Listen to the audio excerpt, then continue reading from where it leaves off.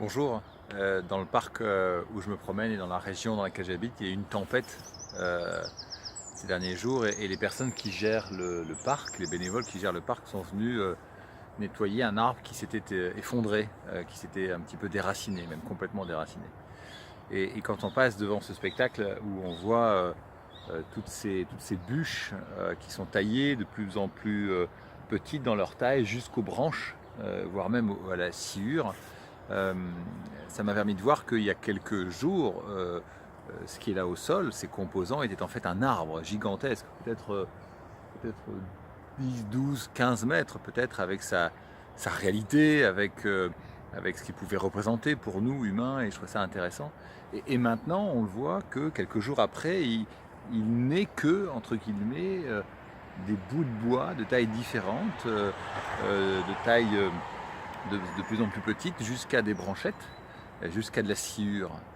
Et ça a laissé émerger cette idée que ce que nous rencontrons parfois dans nos vies, nos émotions, nos inconforts, euh, nos difficultés, euh, peuvent être vus également de manière différente. Et c'est ce que nous propose la pratique. Lorsque nous guidons notre attention et que nous prenons le temps de regarder avec cette répétition et ce lent temps d'apprentissage à l'attention et à la concentration, on peut remarquer que d'une certaine manière, nos peurs, par exemple, notre peur, est en fait composée de sensations corporelles, euh, peut-être des contractions dans l'abdomen, comme des boules, peut-être des, une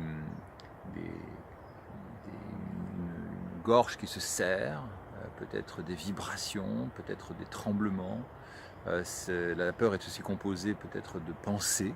Ah, il faut que je quitte cet endroit, que va-t-il m'arriver? Il va encore m'arriver ceci.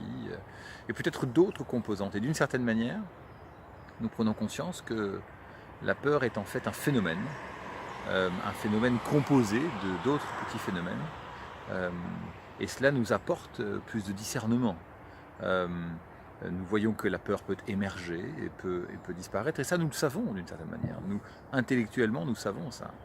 Et la pratique de la pleine conscience nous invite non pas à le comprendre intellectuellement, mais à le goûter, euh, à le sentir, à avoir pleinement conscience de cette peur qui est un phénomène qui va émerger, puis disparaître, comme un arbre a poussé, a existé, puis disparaît.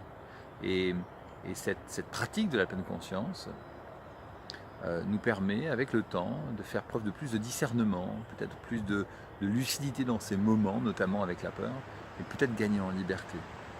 Voilà. Alors je vous invite à voir en quoi ce que nous vivons est parfois simplement des phénomènes qui, comme ce vent qui se lève,